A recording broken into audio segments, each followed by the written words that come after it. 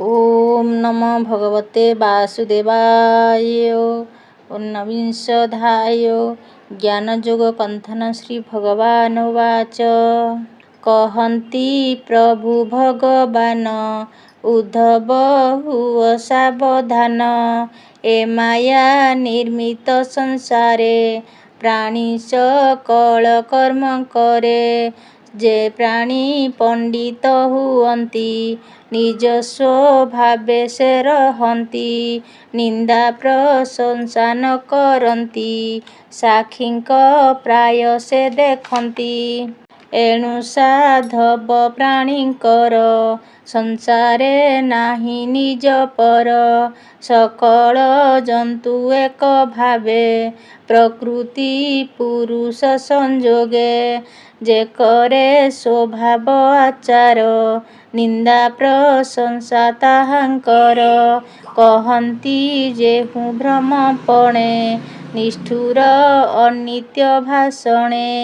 ए ज्ञाने कम्पे सर्व अंग जीवर हुए निद्रा भंग। एणु हो पर गुण दोषे विचार न करी विश्वासे। जेते उद्धव शुणु कने जे अबा देखु तु नयने। ए सर्व सत्य नुहे किछि केवल माया मात्र लखी।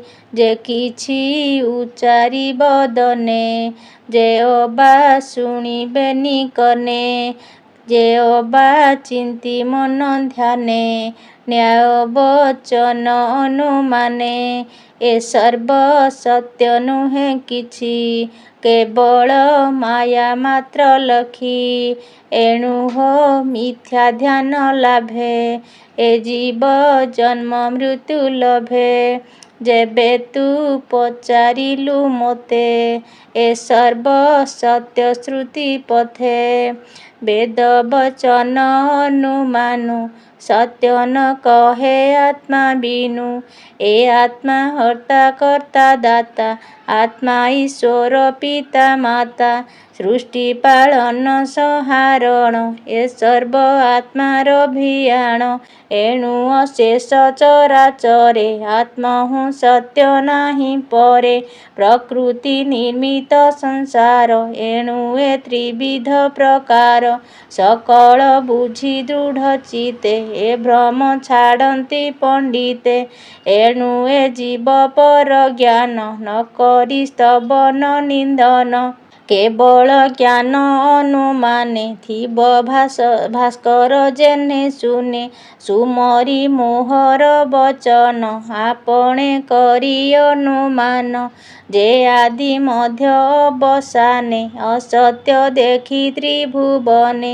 एणु अशेष संख्या तेजी पंडित रहे ज्ञान बुझी।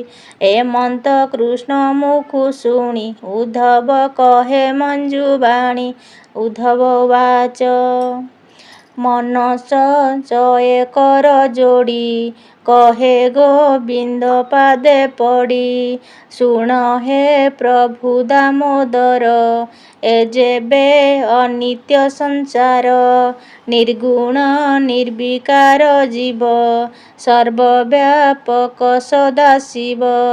ए पंचभूत कलेबर निर्मित क्षणक भंगुर।